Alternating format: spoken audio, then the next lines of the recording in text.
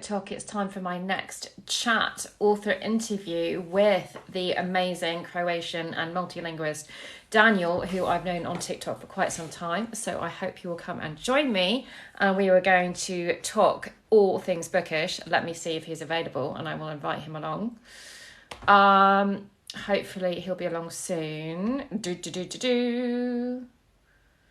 What I'm really interested in talking about Daniel tonight is he's currently reading An Interview with the Vampire, which I have been well into researching vampires lately because I'm going to be doing a YA Dracula retelling.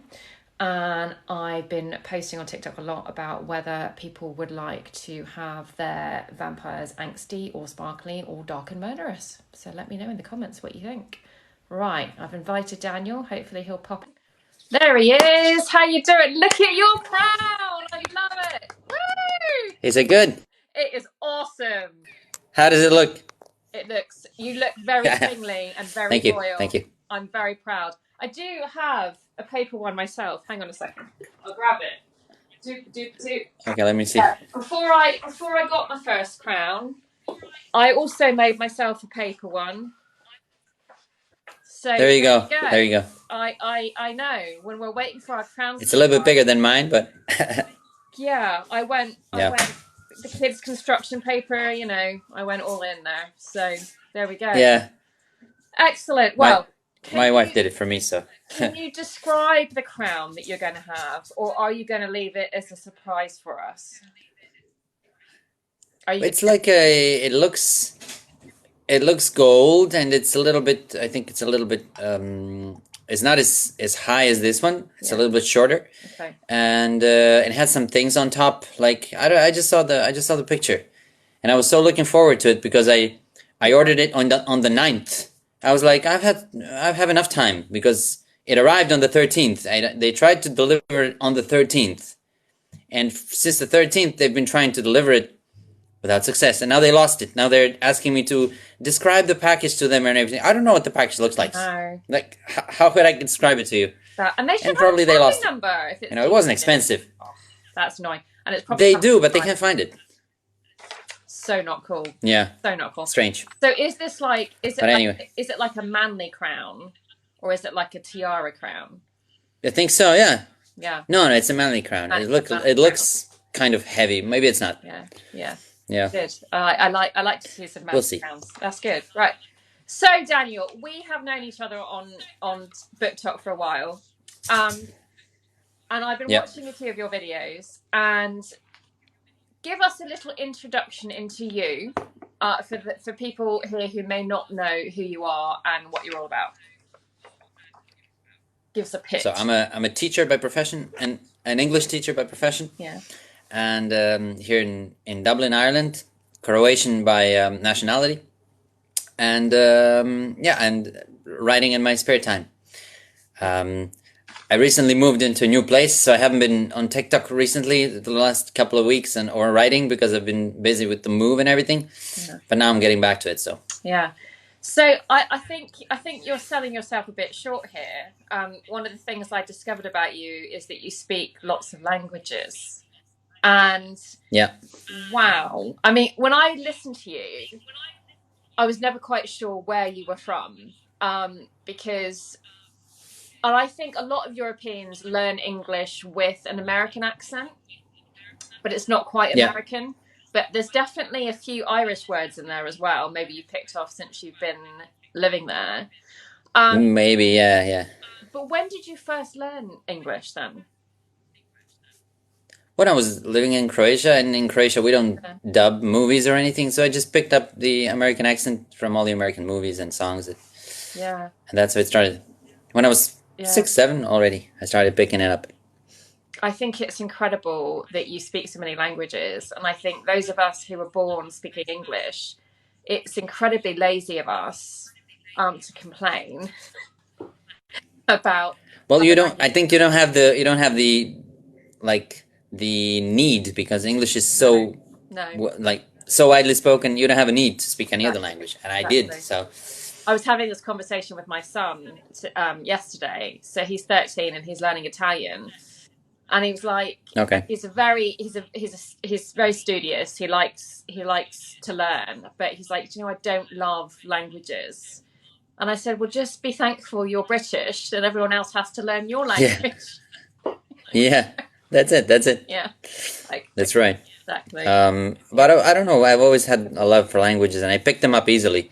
Yeah. So I just hear it, and you can just reproduce the language and the sounds. And Yeah. so Do you that's it. find that once you've learned one or two languages, subsequent ones are easier to pick up? Yeah, especially the ones that are from the same group. You know, Latin languages. I already speak Spanish, and then I learned Portuguese, and now I'm learning French.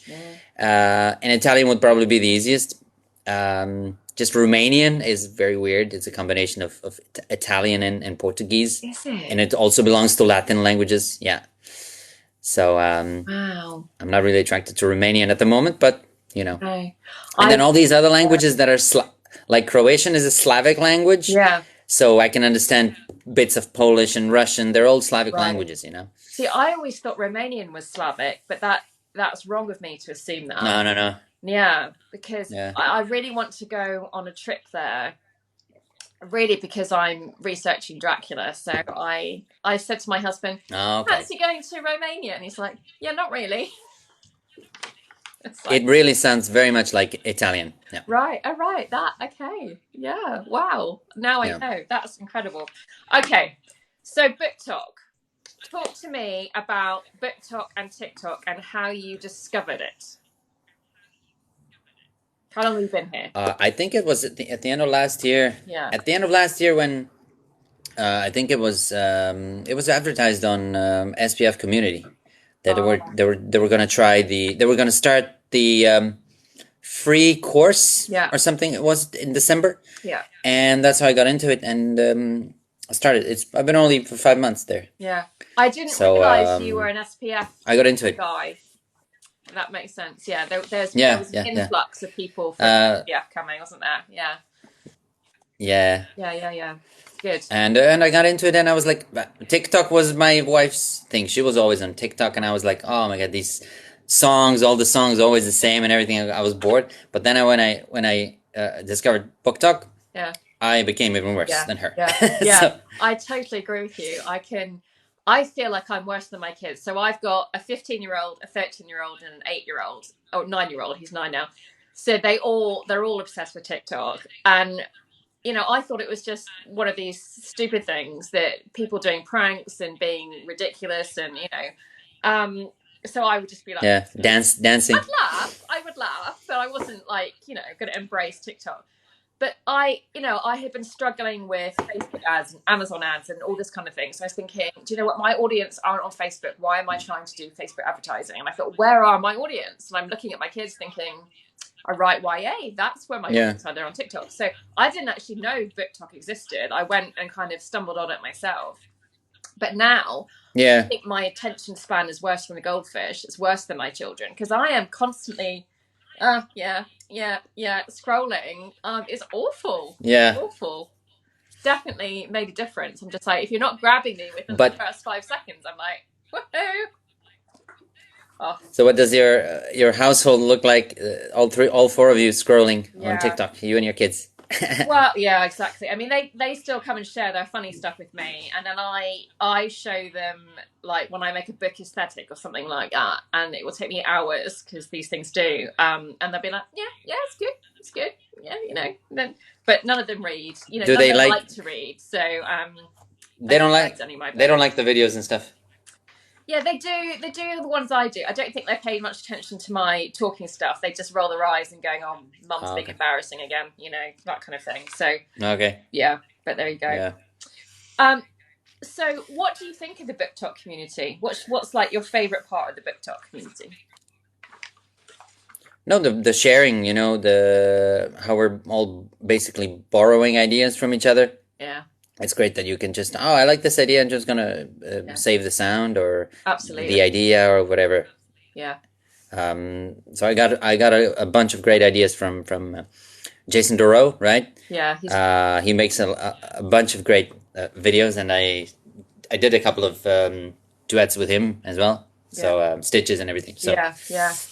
It's good. I love. He's great, and he's really friendly, and he's coming onto the show later in the year, actually. So I'm looking forward to that. Okay. Yeah, but there are some people. I mean, for me, I think for the first few months, for me, I was just like, how do people find the sounds? Know what to do with the Yeah. sound? It wasn't the way my brain was used to working. But obviously, the longer you spend and the more you see things, the more you kind of understand how it works and what to try. And the good thing, I think, is that if you try something and it's ridiculous, no one cares. Yeah. It's Yeah. just a good place But to laugh at yourself.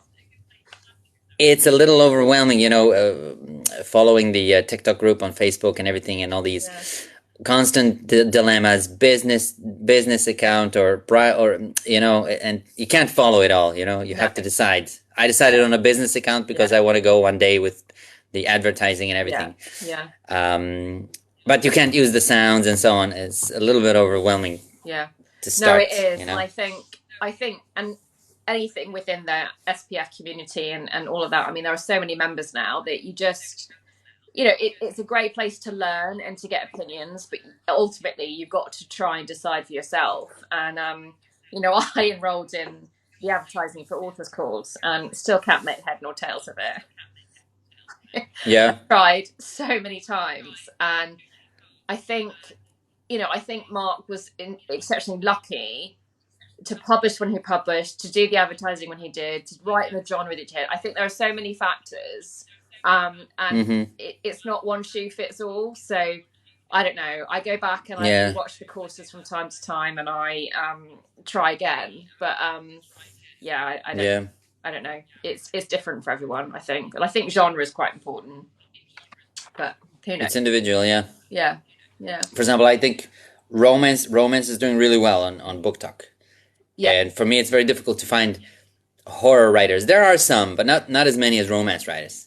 Yeah. I think it's coming more. I've noticed in the last couple of months there's more horror people coming. And I've noticed, so I'm in a publishing group with about 40 authors. We have like a private Twitter group where we all debuted in 2019. And I'm the only indie author. They are all traditionally published from one extreme to the other. And they're all starting to come onto TikTok, and there's a few horror authors there. So I think it's nice to see that that's happening. I think, we started a lot with romance and a lot with fantasy and young adult. But slowly, all the other genres are starting to come on. By the time you're ready to get your book out, I think you'll be golden. Yeah. I think it's you've got to train your hashtags to work for you, I guess, as well, which is I don't know, but I think the algorithms needs to be changing. It's also the question of the hashtags. At the beginning, you're like, I'm going to use these hashtags, and then now some people have started just not using hashtags at all. I know, because they're trying to.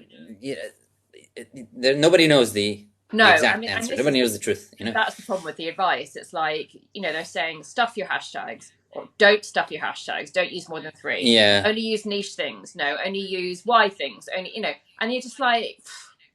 So I think you just got to experiment what works for you, and it changes. I mean, I think once I've thought I've got onto something where I got a few thousand views, and then the next day I'm back to 5, and it's just like, well. You think, I think at the end of the day, you just got to have fun, and not worry about what views you're getting and all that kind of stuff, and just do it because you want to do it, because I think Book Talk and TikTok's all about being genuine, so that's what we want to do. Yeah, that's right. So that's true. Yeah, let's talk a bit about writing. Tell me, have you always written stuff? I mean, you're an English teacher, so clearly you've got a love of books. But I haven't really. Adults? Do you teach adults? Yeah, I teach adults. Okay. 18 plus, right? I used to teach when I was still living in Croatia before 2016. Yeah. I was teaching teenagers, and then when I came here 5 years ago, I started teaching adults. Okay. And are you teaching them as in how to speak English, or are you teaching them English literature? Yeah, just general English. Okay. General English. Okay. Just grammar, vocabulary, Yeah. stuff like that. Yeah. No literature, right? Yeah. Cool. Literature is just a passion of mine. Reading is a passion of mine. So writing came later. First came reading. So writing came just in the last 10 years. Yeah. The first spark came in 2013, right? Okay. But before that, just reading. It Yep. sounds like there's a pivotal moment then. It was a dream. The pivotal moment was a dream. I had a dream of this. I won't say what it is, but yeah, there was this little girl, and in the car, and it looked like an accident. And I was like, I just woke up. I think it was early morning or even middle of the night, and I just started writing down ideas, and I started writing in my language, Croatian. And because I don't read that much in Croatian, I read mostly in English. What I was writing in my own language sounded not genuine to me. And I said, no, I'm going to write in English. Wow. And I started writing in English. That's for some incredible. reason. That's incredible. I mean, I have a French sister-in-law, for instance, and and she's been living in the States for the last 10 years. My family's American and they're out there. And I sometimes say to she'll forget the French word for things, or she'll dream in English. And I think it's fascinating people that are multilingual, how they access thoughts, dreams, things like that. I really do. Wow, that's incredible. Really, really. My students still ask me, do you think in English? And I was like, well, yeah, now I do. I've started thinking in English, not in Croatian anymore. Wow. Can you hear me? Not can you hear me? Am I back? Am I back yet? Hello? Hello? Oh, now I can hear you. Now I can hear you. Okay. Yeah. So you had the dream. How did you go from having this dream to I'm going to write a book? I don't know. I just went to the kitchen and started writing stuff down on the paper. Wow. And I was like, I'm going to write about all these things. I'm going to put all these ideas. And I was like, oh, okay, I'm going to write a book. I don't think I ever thought about it before that dream. I don't think I ever had an idea of writing a book. Right. Just had this idea. And I was like, I have to put this on paper. And I have to get this out of me. And that's how it started. Yeah. And funnily enough, this book is still not written. This book that I started in 2013. And I wrote 50,000 words. I wrote 50,000 words in NaNoWriMo with it. Yeah. But it's just not fitting into what I want to do now, and it's going to come up later in the series. So, in the meantime, I wrote a short story, and I'm writing another novel. So yeah, I think that's really smart. I think that's you're really smart about knowing when the right time is for it, and I think that sometimes takes a lot of experience to understand I'm not ready for that book yet, or I need to let it sit for longer, or let those ideas, so that's really smart that you realize that. But obviously it's put you on this journey now. So how did you find out about NaNoWriMo and all these other author things? How did you go? I mean, were you just Googling things? Did you think, I'm going to write a book? How do I write a book? What do I do? How did you go about actually writing? I'm not really sure if I read the book before or after I had that dream. Maybe before the On Writing by Stephen King. Yeah. And that also gave me a bunch of ideas, right? And in the meantime, I've read other books, both in Croatian and in English, about writing and all these advice and etc. Right? Yeah. And at one point, I was like, I have to stop reading about it. I have to start putting it into practice. Yeah. Because I was like, maybe I don't know enough, and still read more. But basically, the advice, the same advice repeats itself. And I think Stephen King has summed it up best in his book. Do you? That's so what are some of the other... that's what I've tried to use. Yeah. What are some of the other craft books that you read? I'm curious. There was one I don't remember anymore the name. It was I read it in Croatian, but it was one was about a Croatian guy, and the other one was in Croatian but written by two other people, but I'm not sure what their name was. Yeah. I've seen. I wanted to order. I wanted to order Dean Kuntz's book, but then I saw that it's like £200 or something like that. It's out of Do you know about print. that? Yeah. It's out of print and it's a couple Yeah. £100 or something. Yeah. It's I like saw that too. crazy. He's my favorite author of all time, and Yeah. when I saw Yeah. that he had a book, I did the same. I was looking, and it was inaccessible. So it's a shame. Yeah. Yeah. But a lot of people say that, yeah, he basically says it all in Yeah. his book. The first thing you have to do is put your character into a position where he can't like get out of it at the very beginning. Yeah. Put him into as much trouble as soon as possible. Yeah. And go from there. You know. Yeah. And and Dean Kuntz, I have him on my shelf. Yeah. That's it. Yeah. I have Dean Kuntz on my shelf as well. Yeah. But I've only read 2 books. I read Watchers, which I loved. My favorite. Yes. And I think what was the one about the cult? Beyond the Stars or something like that. Oh. There was a cult and they went with station wagons and they were like searching for aliens.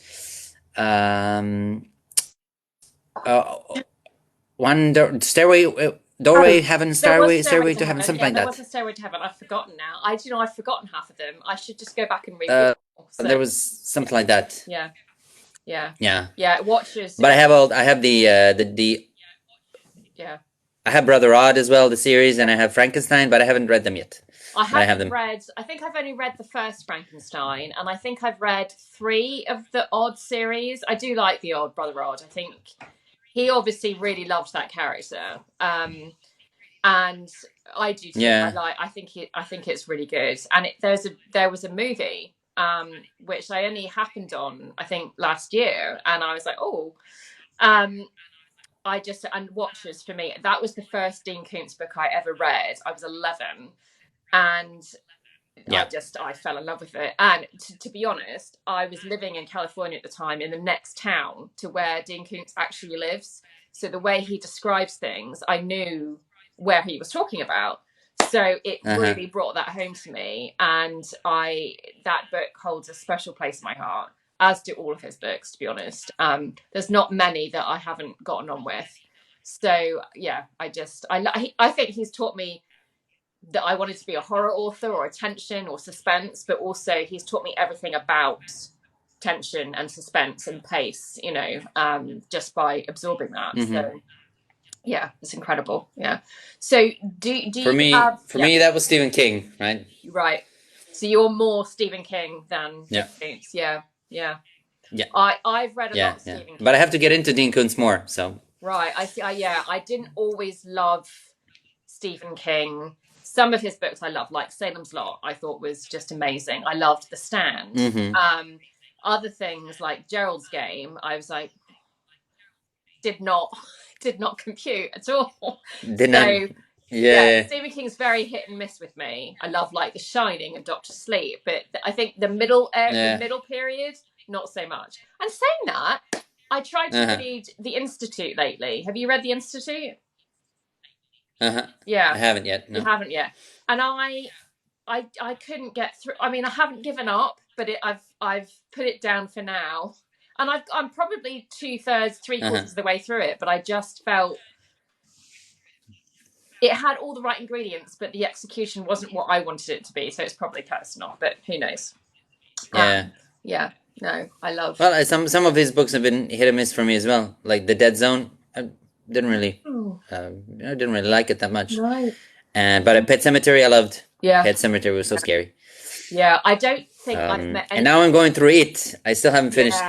Yeah. I don't think I've met anyone who didn't like Pet Sematary, and I think, I think that's a good one, definitely. But it's a shame. The movies, though, I just feel like they don't do justice to the books, and the same with Dean Koontz's movies. Yeah. I haven't seen any Dean Koontz's movies. Apart from The Shining, that's one of my all-time favorites. But Stephen King hated that movie, so who knows? Yeah, he did. So can you? I think he said he said that that Jack Nicholson portrayed him. I forgot the name of the guy. Portrayed him Oh, Danny. as Not Danny. That's the dad. yeah. Danny's the kid. Danny's the kid. I can remember. Yeah. Well, the kid is the most important. Yeah. But Yeah. he said that Jack Nicholson portrayed him Yeah. as he was as if he was crazy from the very beginning, and Yeah. and Stephen King wanted him to become crazy because of the hotel Right. gradually. Right. So that was his. That's why Fair point. he organized his own TV show, and he made his own TV show about it. So Did he? Did he? yeah, there's the Shining TV show with actors that he instructed how to do it, how to like act it as he wanted it. When was that around? Well, That was like I think in the 90s. Yeah, a long time ago. I wonder if I can Check it out, the Shining TV series. Yeah. All right, I'm going to look up for that. Sometimes I stumble across these things that I didn't know were produced, and I think it's a mini series, like 3 episodes or something. Right. Something like that. I would love to see the movie read. I'd love to see it because we've had Doctor Sleep done, obviously the sequel. I would love to see an updated version of The Shining, actually, in the way that Stephen King would want to see it done. I think, although it's so iconic, you don't want to ruin it either. You know. Love that. But he himself says that he's written books that he knew were trash, but he needed them to pay the bills. Yeah. He knew that they were pure trash, you know. Yeah. And even the movies he did, Dollar Babies, you know. Yeah. He paid $1 to some unknown directors to direct the movie, you know. Yeah. So yeah. But yeah. Yeah, and I think when you look at someone like Stephen King or Dean Koontz, who churn out 1 or 2 books a year and have done since the 1960s, late 60s, early 70s, whatever it was, you know, you do wonder, you know, if they've got a couple of 100 books under their belt, how they come up with fresh ideas, you know, and obviously modern day politics and events and technology can inspire that, but if you've got a theme and you are a horror writer and you always write about the supernatural, how do you make that fresh every time that you approach a new? I'd love to ask them that, you know. That'd be a good question. That's true. Yeah. But you could say that about anything, you know. You could say, everything's been done. Murder mysteries, everything's been done already. Thrillers, everything's been done. We know the drill. Romance, we know the drill, you know. Girl meets boy, boy loves girl, you know. But that's true. You know, there's just a little twist and it changes the story. It's fresh. I don't know. It's like making vampires sparkle. That changed vampires. There you go. For example. By the way, I've been reading Anne Rice for the first time. I saw Interview with the Vampire. I saw on your TikTok. And I can't get into it. I can't get into it. I don't know read why. it. It's not. Yeah, a long time ago. Getting through to me. When I was an angsty teenager, and I think it is dense. It is dense. And I think it's not for everyone. And it's not pacey in the same way that Dean Koontz and thing is. It's darker and longer in, you know, it's like there's a lot of introspection and it's like the DC to Marvel, you know. DC So I get that that's not for everything, and you know, it's funny that when I saw that you were reading that, it made me laugh because I've been talking a lot about vampires on my post the last couple of days. And asking people how they like their vampires, whether they like them sparkly or angsty or dark and murdery, or you know, and a combination of angsty and murdery is coming out. So this is all great for this Dracula retelling that I want to read. But obviously, if you're going to do a retelling, you've got to read the original. So I thought I knew everything I needed to know by watching the movie with, you know, the Gary Oldman, Winona Ryder. And love that film. And clearly I had in my head that there was this great love thing between Dracula and Mina. No, not so much in the book. No. There's none of that. And that was really disappointing for me because I think in my books, although I write horror or dystopian and things like that, there's always a romance subplot. And I was really thinking about how I was going to do this, and then reading the original, I was like, but this is really disappointing. But also Yeah. dense. I mean, it was written in 1897. Hard to get. It took me a whole Yep. month to read this book, and I was highlighting and I was making notes and I was doing all of that, and I was looking up words which I'd never heard of, that we don't use anymore. Yeah. But it Yeah. was a tough read, and I think this is one of the reasons I don't read the classics. And if I do read a classics, it's going to be a horror classic because Yeah. it's tough to get through. But I think I've Yeah. got all the components right now, and I want to try and I know what the original is trying to do, so now I know how to change up what I want to do to kind of respect the original, but also do other things.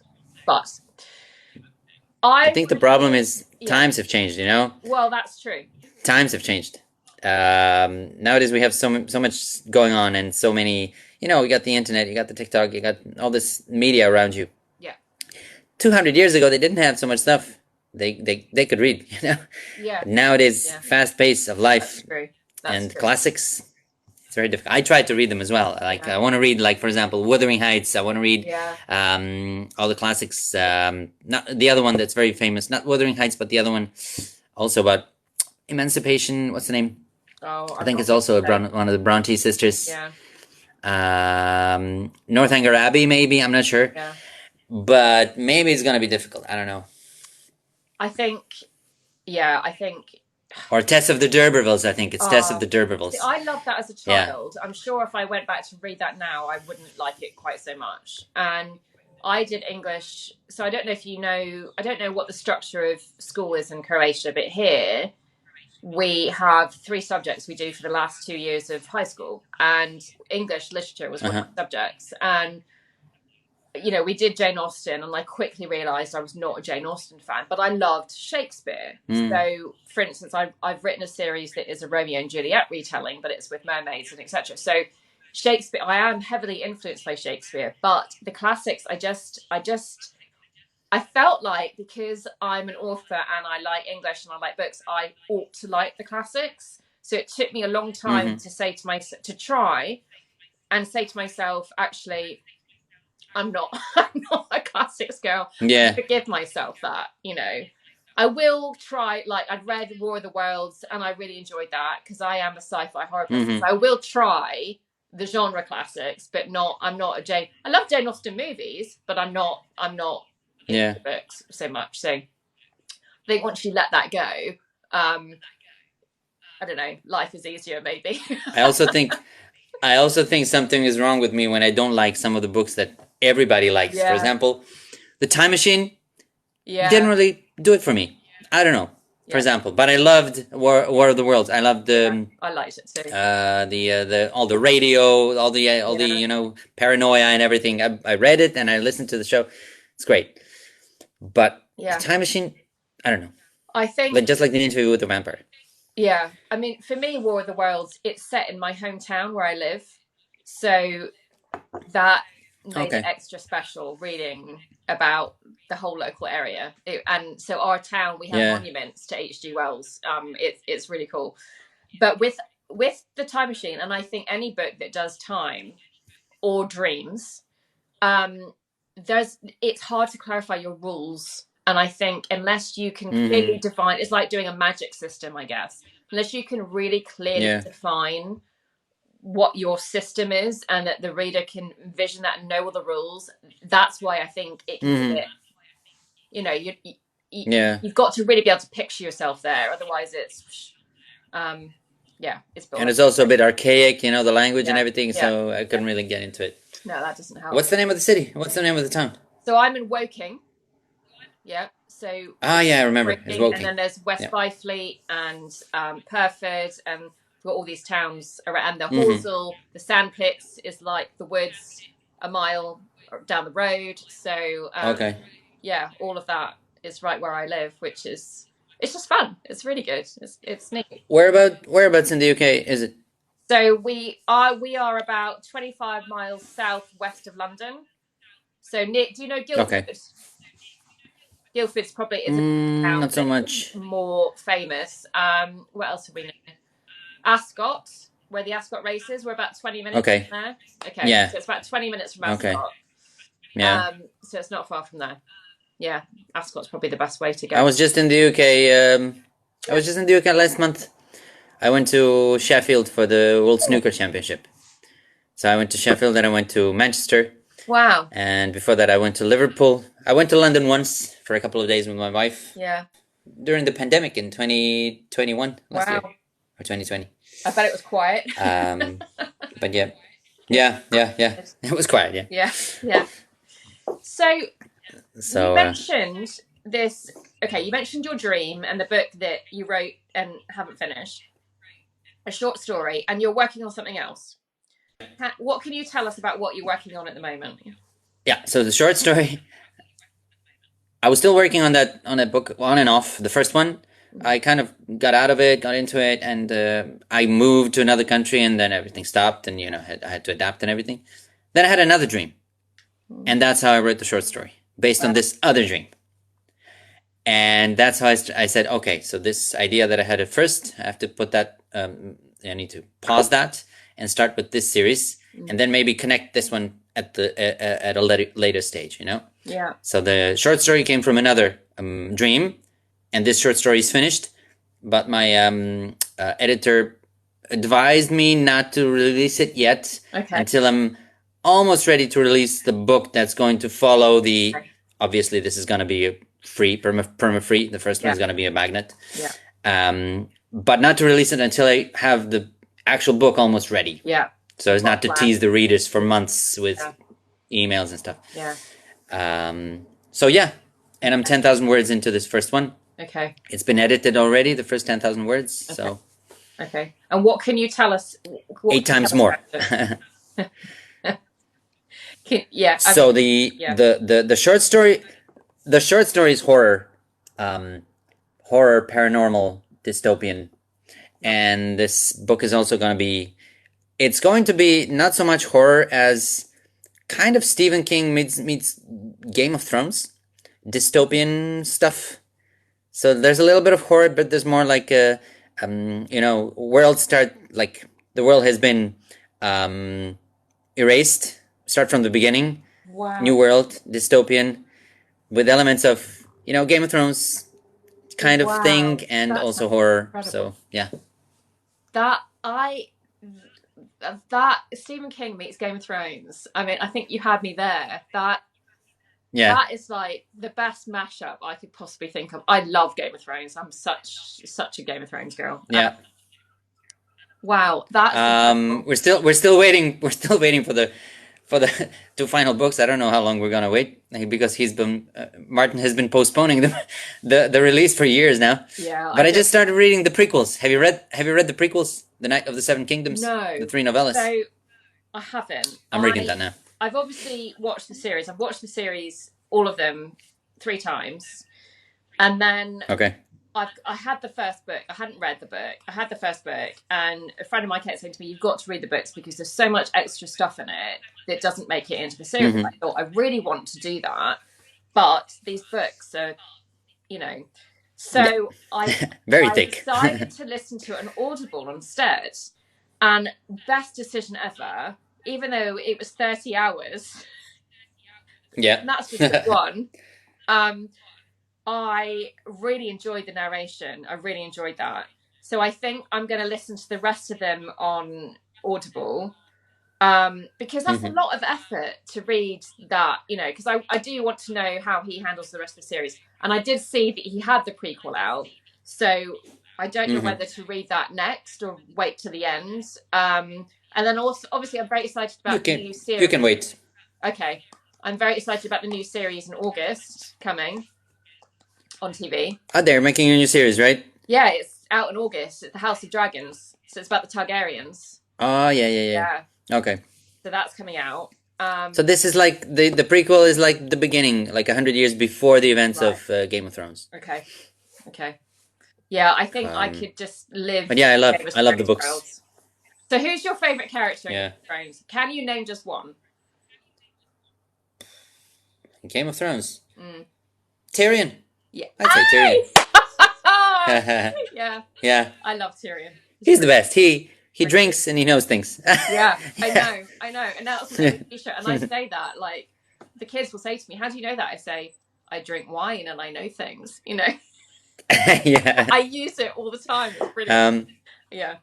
I love I'm just watching this TV show on Netflix. I don't know if you've seen it, but it's I don't know if you've seen The Good Place. Have you seen The Good I Place? have, yes. Not all of it, Okay, but I so the have. same actress, Yeah. Kristen Bell, I think. Yeah.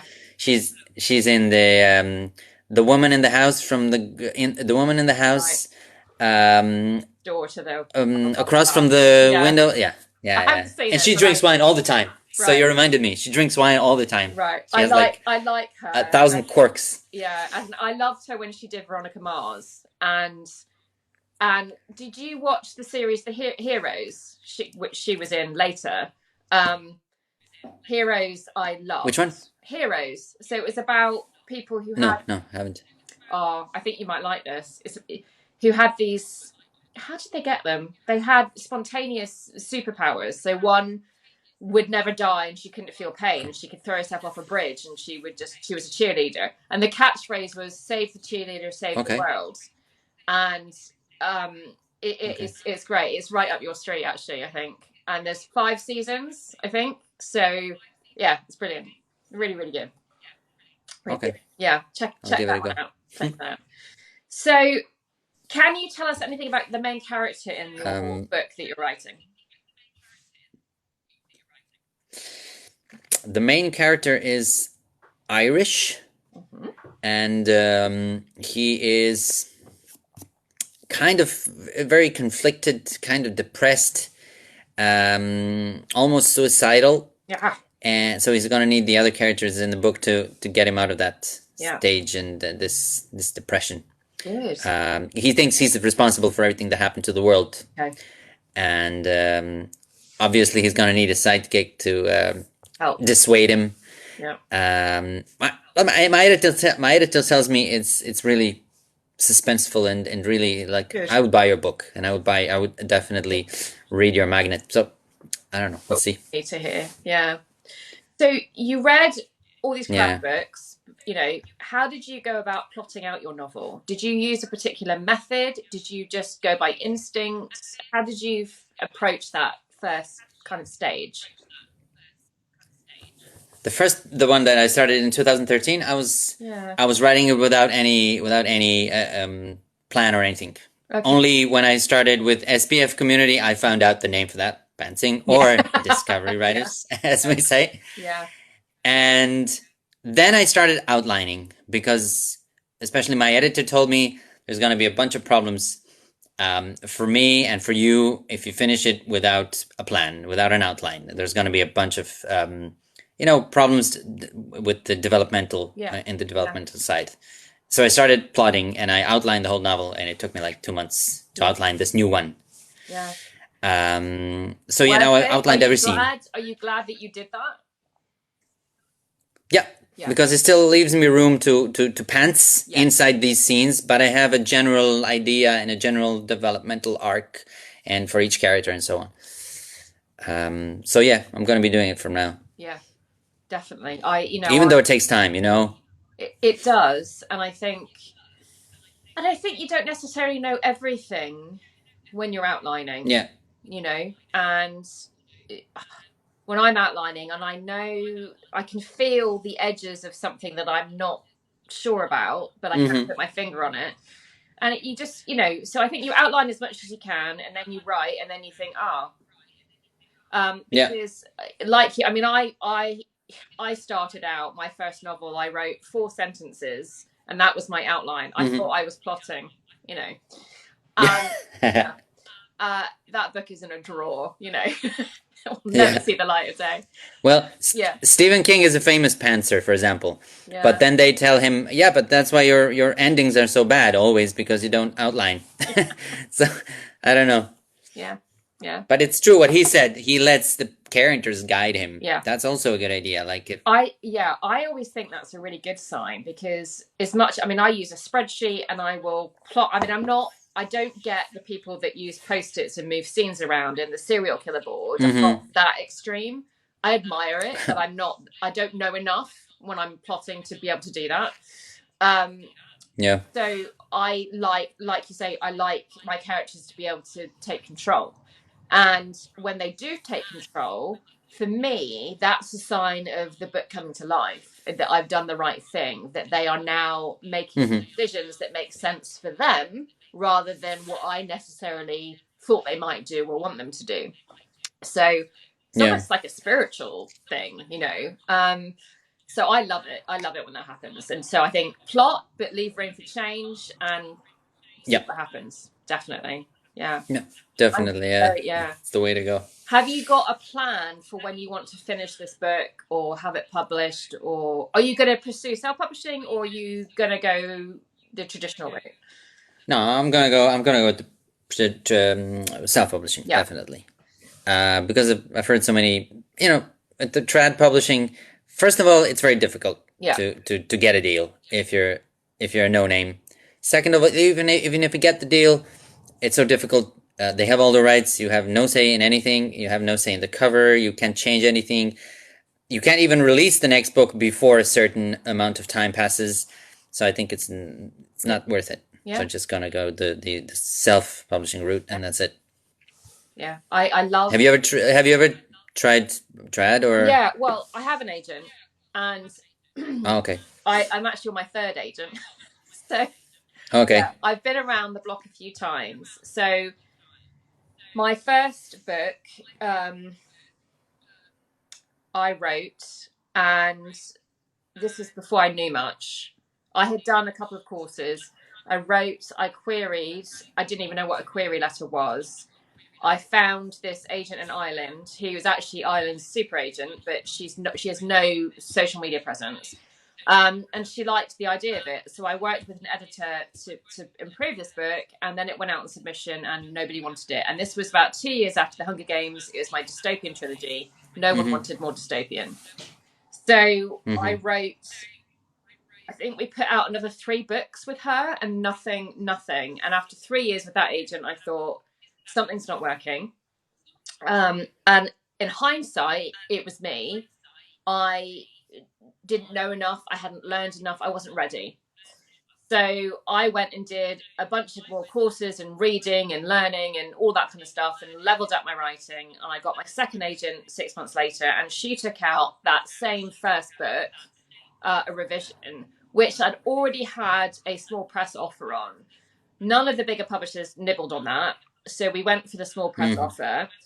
It was a startup. There was me and another book, and it was an American publisher, and I loved her, this editor. She really made me work my socks off, and I rewrote 70% of the book, and it needed it, and she pushed me, and I learned so much from working with her. It was incredible.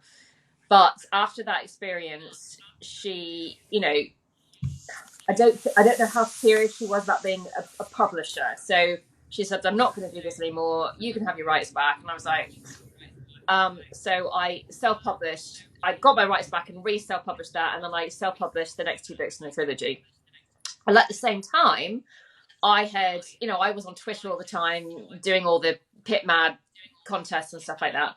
And another small press had basically offered me a contract on one of my other books, my psychological horror. So I went with that after doing copious amounts of research, but that fell apart after it was published, and all the authors ended up getting their rights back. So I re-self-published that. I edited that. I didn't think that was edited as well as it could have done. So I re-edited that and re-self-published that. And then after that, this agent I was with said, I want you to write something new. And I write a book every, you know, I can write 3 or 4 books a year, first drafts. And I was like, well, I've got 17 books on my laptop. Why can't you look at these rather than me writing something completely brand new? So we didn't see eye to eye on the future of where we were going. So we parted ways. And then I finally found my third agent, who is hopefully my last. Actually, the middle grade book. So the middle grade, it's funny because I either write horror, dystopian, that kind of stuff, or I write about mental health. And all of my books have mental health in them. But this is really about three siblings who are orphans, who are in a New York orphanage. One of them is autistic, one of them is dyslexic, one of them has ADHD.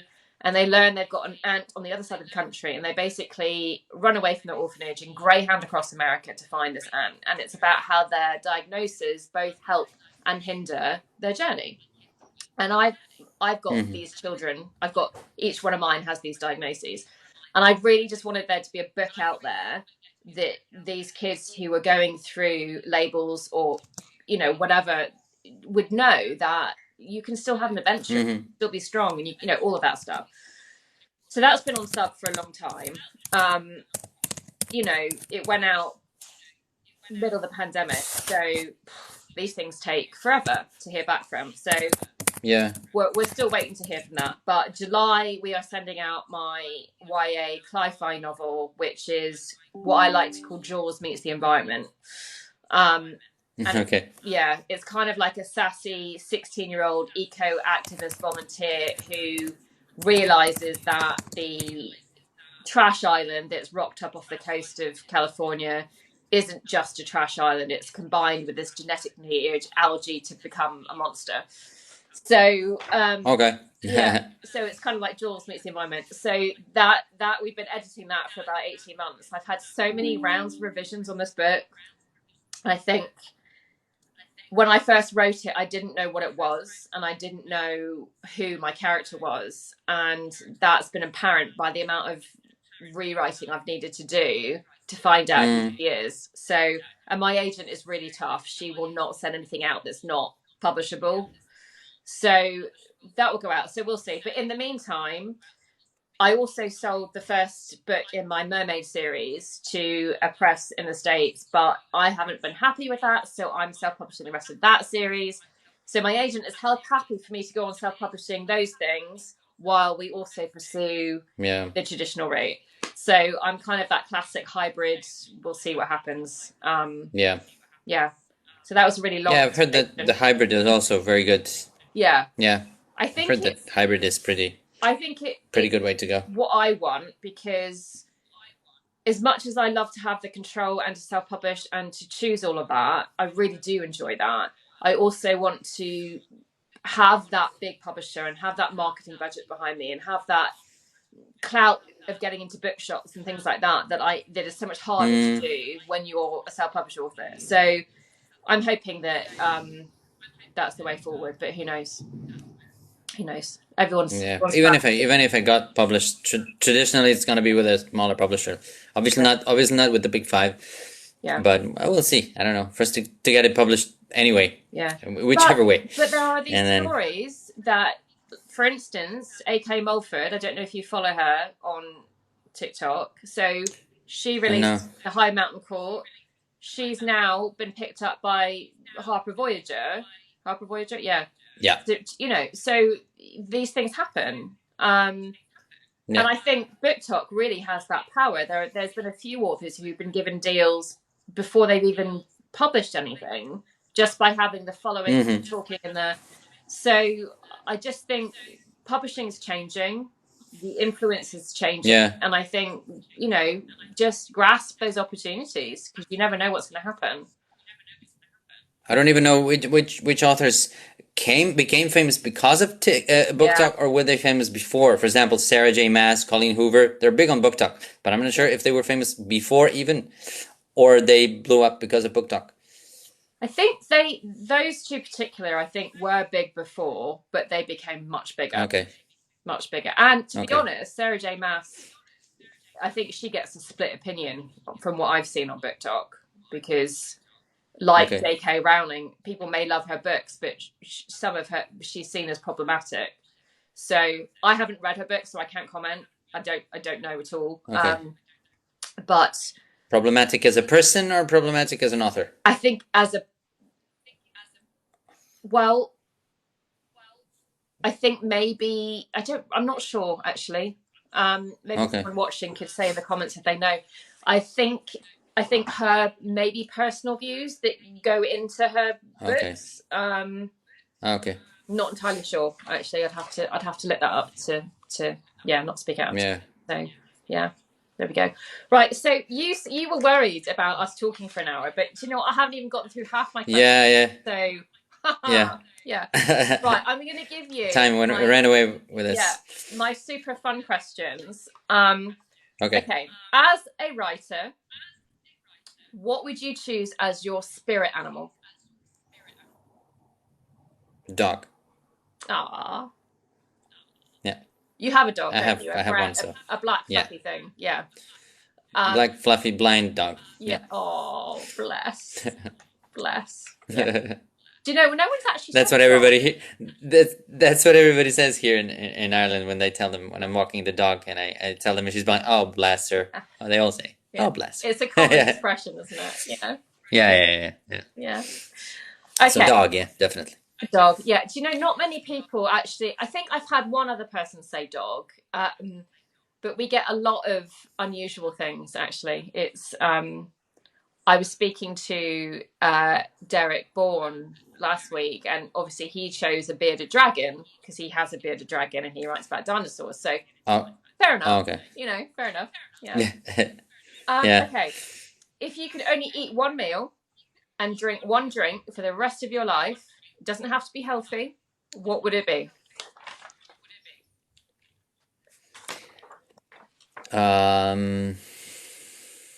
Well, drink water and meal. It's healthy. It's healthy. You don't have And to be meal. healthy. Okay, so it's okay. So we're not the healthy pizza. No, Pizza you and don't water. have to be So it's a healthy. combination. No. Pizza and water. Pizza Yeah. and water. Or pizza and you know what I like? Copperberg. Strawberry and lime. What is that? It's a cider. I don't know if it's. Oh, maybe I it's do not know what popular you- in. Maybe it's not popular. I've tried that recently. A different Yeah. flavor.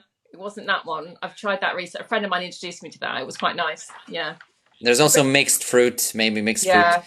fruit. Or even better, Krabbies. I don't know if you know Krabbies ginger beer. I do. I do. Or it's something like Hollow and Fentimans. I don't know if you know. Right. So yeah. Okay. So let's say pizza and Krabbies. Yeah. Pizza and that's like the name of a bar in itself, isn't it? Pizza and Krabby.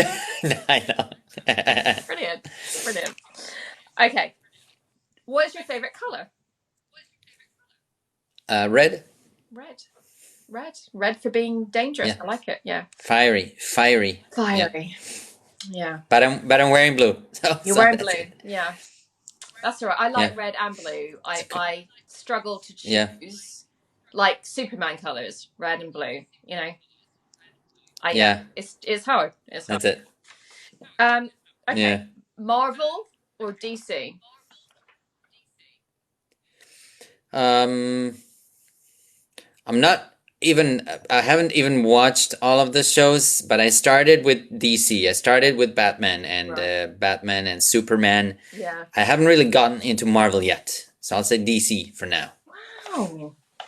Do you know? I don't know. I didn't do the comics. My husband read all the comics, and my feeling is that the Batman and the Supermans and the DC comics were more prevalent.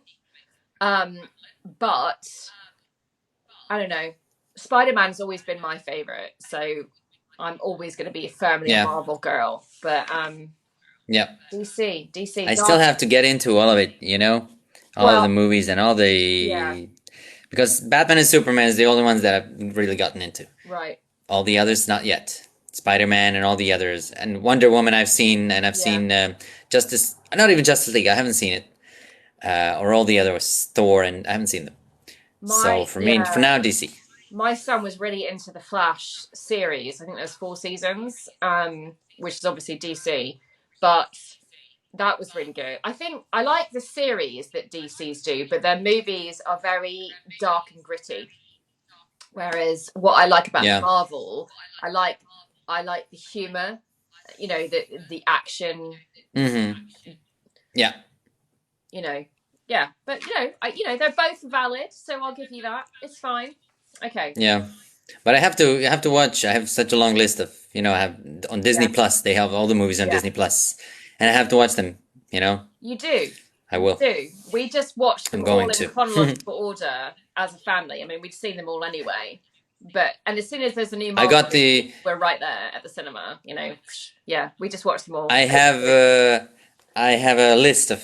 I have some friends who are buffs, and I have a list of you should watch in this order. So Yeah. first watch this one, and then this one, then this one, then this one. So I have the list. I just have to start. Ah, But it's so long, such long list that it's kind of intimidating to start. yeah, You know. yeah, But I'm going to, yeah. yeah. Well, I think any list has got to start with Captain America. Captain America. Okay. Yeah, it does, because that was, Yeah. he was World War II. Nothing predates that. So Okay. think Okay. yeah, Good. I'll try that. yeah, I've seen the first Iron Man as well. yeah, But yeah.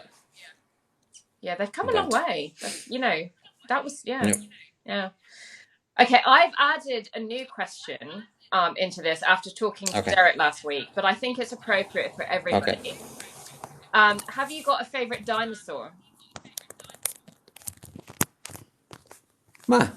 Tyrannosaurus Rex, I'd say. Yeah, yeah, yeah. That's good. Yeah, Yeah. little arms. Yeah. Big mouth. Yeah. Yeah. Yeah. And everybody's scared of him. Everybody's scared of him. It's true. I loved the Jurassic Park. I read it. Oh. I listened to the audiobooks last year, I think. Yeah, it was really good, really well narrated. Yeah. And I saw the love movies, obviously. Michael Crichton, or Crichton, Yeah. however you want to say it. I think, and Derek and I were talking about. We both said Prey after Jurassic Park. I don't know if you've read that or listened. I haven't read Prey yet. I haven't read it yet. Very good. And there's also Dragon Teeth. I have it at home. Maybe connected to dinosaurs. Oh, I don't It's called think I know Dragon that one. Teeth. Right. Okay. I'll look that up No? because Okay. I think I just wish he'd written more because I think his books are amazing. Yeah, there is But he's- one I haven't enjoyed. British, right? What's that? Sorry. He was British. Was He it? was British, right? He was English. I don't know. British. I don't actually know. Or was he American? I don't know. I'm not sure. I would have I think it's said Crichton. American. I think the pronunciation of his surname. Yeah, Michael Crichton. I had to Google that a couple of times before. I think it's Michael Crichton. Crichton. Yeah. Yeah. I think I don't here know. they say Crichton. But yeah, a lot, yeah. But yeah, I don't know what's right. Crichton. Okay. Crichton, but Crichton. Yeah, I don't know what's actually accurate. But he obviously wrote ER. Yeah. Random. It doesn't go with this other stuff. Yeah. Weird. Yeah. So strange. Yeah. Okay. I know you've given a lot of thought to this next question. So, Okay. what 3 books are we giving to an alien? 3 in each genre that I've chosen. Okay.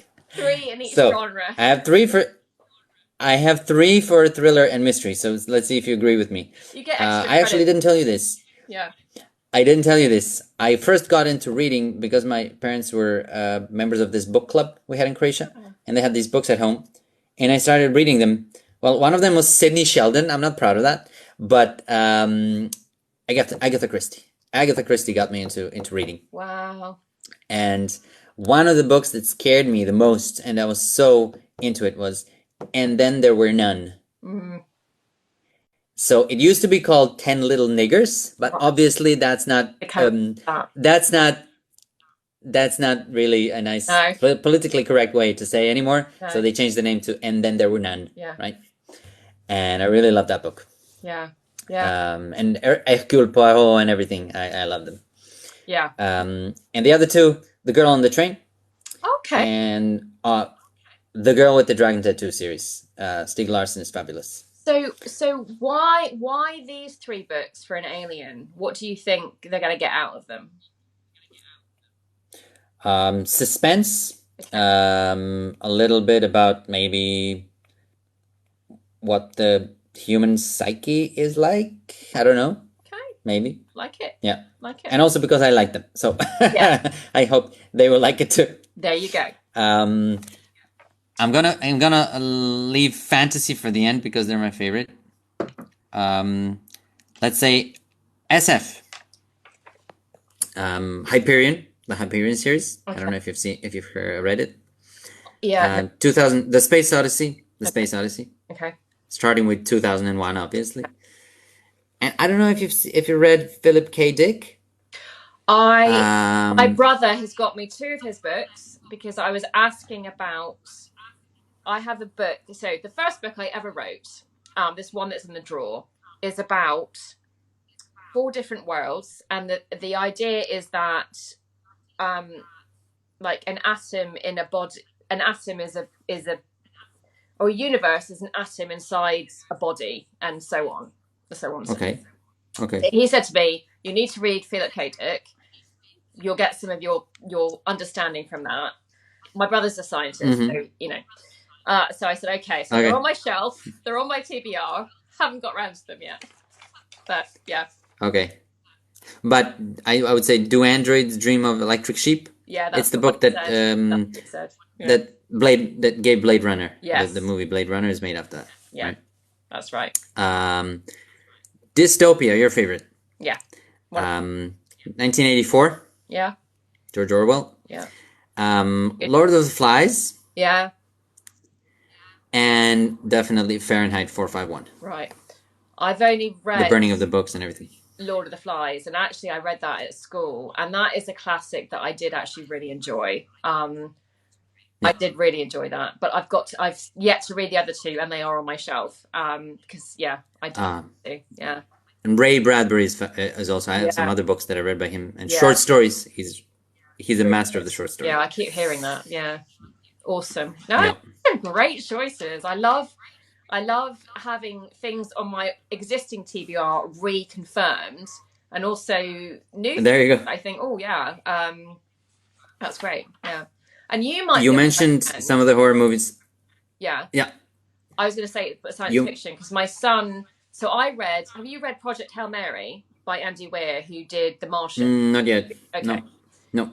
So I still haven't read The Martian. I lent it to a friend, and I still haven't got it back. I watched the movie, and then I thought I'm going to read the new Project Hail Mary, and it was amazing. It's one of the best books I've read this year. So my son, he's like an Elon Musk in the making. He just loves science and space, and he takes after his father. Yeah, exactly. I was a science girl at school. I was, but yeah. He was looking for something. I don't know. He likes stories, but he doesn't like to read. So I said, well, I'll download something on Audible. I've got an Audible subscription. So I downloaded, and I kept telling him about this book. I said, Lucas, you're going to love this book. You're going to love the science. You're going to love the alien. You're going to love all of this. So I downloaded it for Audible. He listened to it in 3 days. He was like, right, we're spending an hour tonight looking on Audible, thinking, what else can I download? What else is like Project Hail Mary? So maybe you have suggestions. I don't know, because I don't read a lot of high science fiction. My science fiction is Jurassic Park, Michael Crichton, my book, genetics, that kind of thing. On Earth science fiction, not out there science fiction. I'm not that sciencey. I'm not a physicist. He wants to be a physicist. So I don't know, but you don't have to think about it now. But just drop me a line if you can think of anything that you think would appeal. Well, one book that I'm listening to now is, I don't know if you've heard of Adrian Tchaikovsky. I think he's British, a British writer. That's the one we just downloaded. We just downloaded one of his. Yeah. Which one? Children of Time. That's the one. That's so funny. Yeah. That's so spooky. Yeah. We were literally we were looking through all the bestseller lists, and we had a few things open, and I kept seeing his name, and I'm thinking, oh, this guy must be quite a guru. He's got thousands of 5-star reviews, and that was the one he picked, and that's the one we downloaded. That's so weird. Wow. Let's see. Spooky. The thing with another thing that's very frustrating for me and for my wife as well, because I have a lot of books that I'm not reading at home because I have this subscription in the library. I mean, it's not a subscription, it's free. Library is free. Yeah. And I have an app, and I borrow books, both audiobooks and ebooks on my phone. Yeah. All the time. Yeah. And I keep reading the books on my phone and also on my Kindle. And I never get around to the books that I have at home that I like, Stephen King and Dean Koontz, which should be at the top of my list. Yeah. It's a bit frustrating. I have a similar problem. So books that I know I'm gonna love, I will buy in paperback because I like to keep them. I feel like they're part of my personality. I want to put them on my shelves. Books that I don't, and you're going to get around to them sometime. They're going to be my heart books. They're going to be special. but books that I'm not quite so, like maybe they've got them on 99p on a book club deal, or they're free, or it's a book club book or whatever, and I put on my Kindle because I know I can read them at night when my husband's sleeping, and that's not going to bother him. But and that's the only time I have to read is at nighttime. If I've got to get out the paperback back, and I've got to leave the room and go sit on the couch, and I can't be in my bed, and so I'm more like, as much as I prefer a paperback, I'm more likely to get through my Kindle books than I am my paperback stack, which is sad. So I sympathise. It is. I do. Yeah. I get that. It's I'm just looking at my YA, It's the my curse. YA shelf. It's not good. It's the curse of the author, I think. Stressful, yeah. Yeah. Stressful. Yeah. Let's get to the horror. Okay, I have some suggestions for horror. Yes, I already told horror. you. Pet Sematary. Yeah. Pet Sematary. Well, I got 5 here. I'll just mention them all, and then I'll choose. We're not talking about. But you already mentioned Dracula. We're talking about your favorite books, and that's fine. Okay, very good. Yeah. Pet Sematary, Dracula. I liked it because it started everything. It started the whole Dracula phenomenon. Did it? But yeah. Frankenstein. Yeah. Mary Shelley. Definitely. And I don't know if you read Something Wicked, This Way Comes. I haven't. I've seen the documentary dramatization. Yeah. I used to read Also, a lot of real life serial killer stuff. I had a morbid fascination with serial killers. I wanted to be a criminal profiler.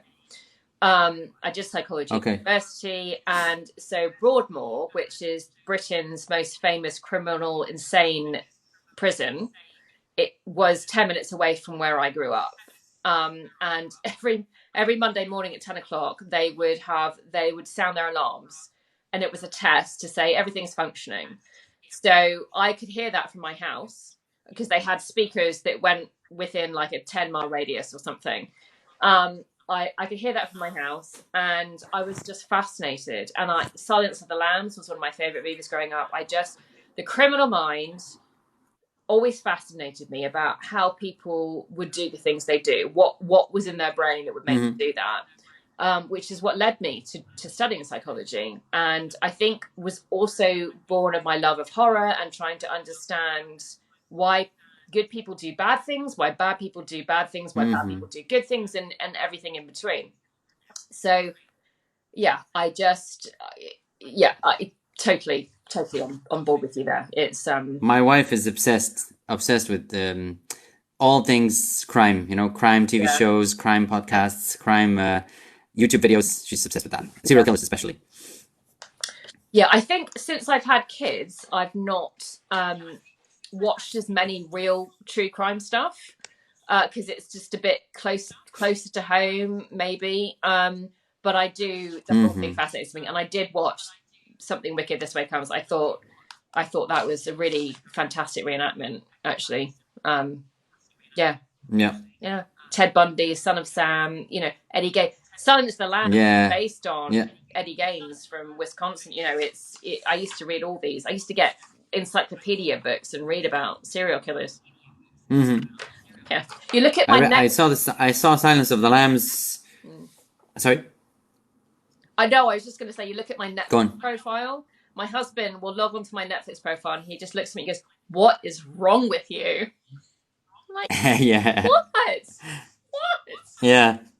Yeah, nothing fluffy there. I saw Silence of the Lambs when I was a kid, but I still want to read the book. Yes. And but then there's continuation. There's there is Hannibal, right? Hannibal. And there's also another one.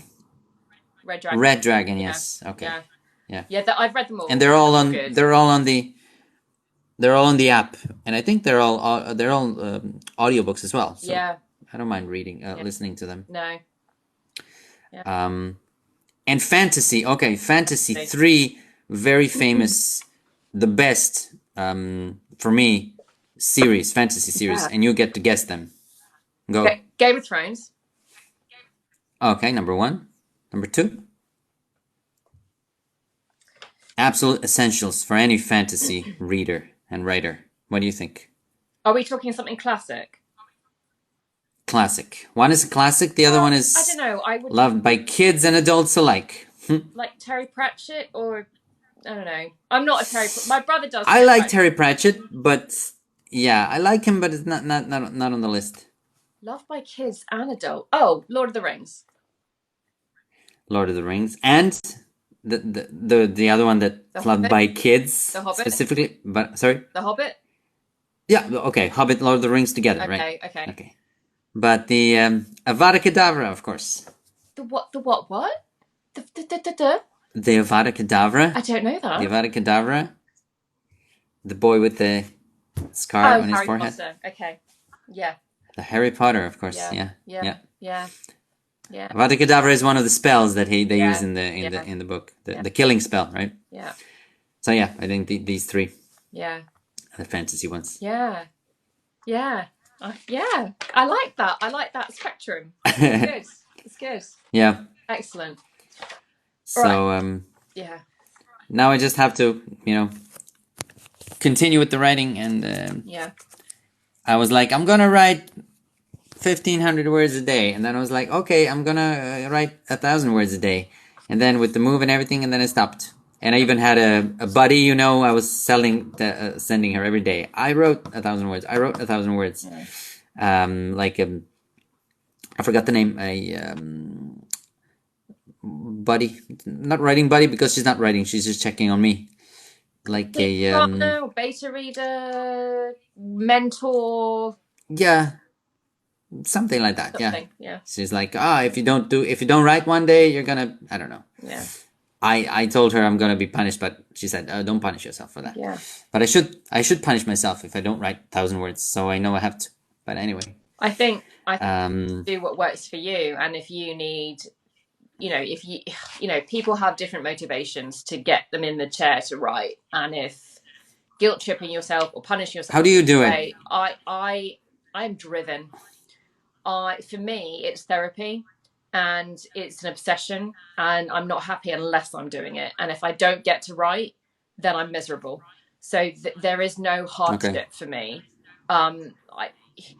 Yes, there are periods where I'm editing and I don't know what to do, and I struggle and I question myself. But I always have more than one project on the go. So I might be struggling with one particular book, but I might be drafting something else or plotting. So there's always joy. And I quite like just being in my bubble worlds of escapism that aren't real. So I'm quite happy to live there with my made up friend. Yeah. So I don't. But so far, do you write full time, or do you have a day job? I don't. Well, my husband supports me, so I don't earn enough to be supporting myself. But I write full time, but I am mum that takes care of the kids when they're not at school. But I also mentor.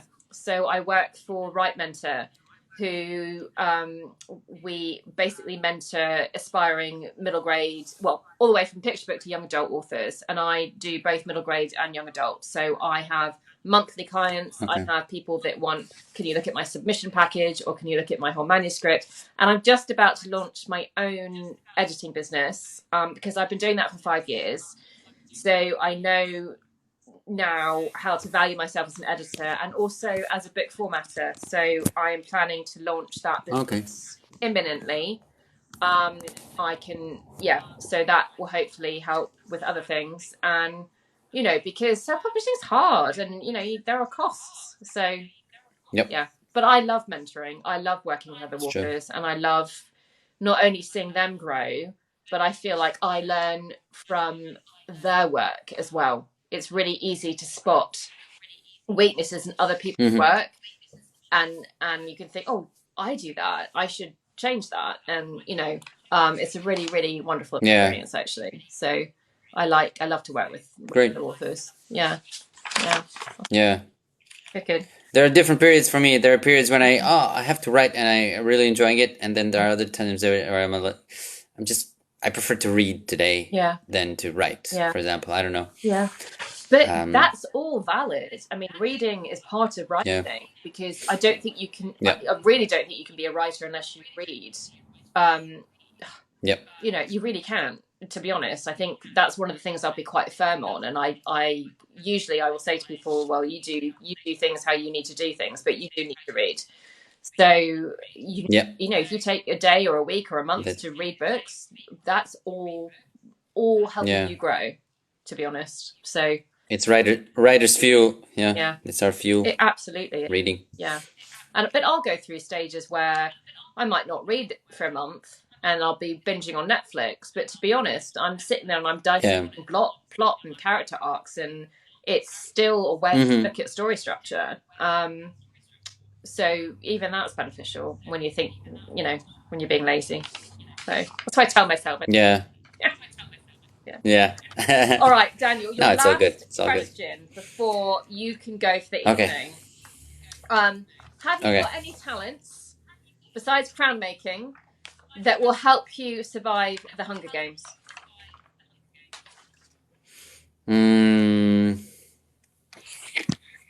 Languages? Yeah.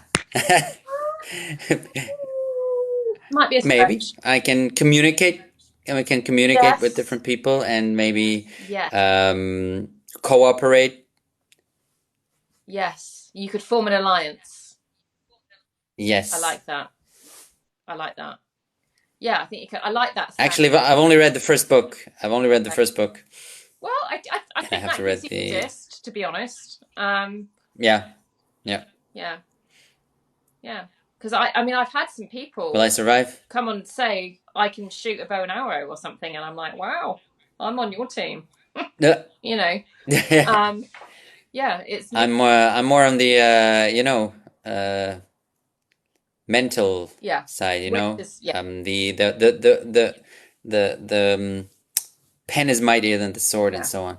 Yeah. I'm there along with you if I'm not screaming and running into the trees. Yeah.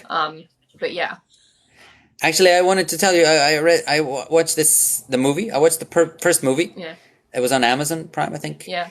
But it was the British, for British audiences, they made a version which is not as violent as the original movie. And now I want to watch the original movie because this one was not violent at all. I don't know how they removed the violence and the blood from the original, but it was like a theatrical for British audiences where it's less violent than the original. I don't know. They didn't make another movie. They just removed the scenes. That's weird. Why for British? I can understand there would be some I don't know. cultures around the world that might struggle. I have a friend who edits movies for audiences around the world, and for instance, nudity has to be taken out for some cultures and things like that. But Yeah. Brits, Yeah. I don't think the Brits need anything taken out. I think we're all down with. I'll find it and I'll send you. Yeah. I mean, we produced Game of Thrones. You know, I think we're all right with Yeah, that. I know. Yeah. Yeah. I don't know. It was really strange. Yeah. I don't know. I have to watch again with the original version. Yeah. Okay, I'm going to let you go, Daniel, because that has been a long conversation as much as I've enjoyed it. Yeah. But I Me too. cannot wait to hear more about how you're getting on with this book and your release. And when you're getting close to publication, I would love for you to come back on and talk about it and show us your cover and reveal a little bit more rather than these really teasy teasers that you've been toying with me for. So, yeah, when you're getting closer to that moment, I'd be happy to. Yeah, I would love to chat more with you. I'll give you a shout. Absolutely. But until then, wishing you all the best of luck and hoping the words fly and are not a struggle. And obviously, we'll be chatting on TikTok anyway because we are here and we are friends. But it's really nice to just chat and get to know you more and just, yeah. You too. That. Awesome. Good. Thank you. All right. Thank you. And thank you for having me. Thanks so much, Jen. Bye-bye. See you later. Bye. Thank you. Bye-bye. And that was my friend Daniel. Oh, wasn't that a fabulous conversation? I cannot wait to hear what his book's going to be about because he's done all the writing, he's got the editor, he's done all the reading on the craft books. Game of Thrones meets Stephen King. I mean, could you imagine? It's going to be incredible. So, watch this space. And remember, if you would like to be the star of the show, please go to my bio and find the Google form to sign up because I would love to have you.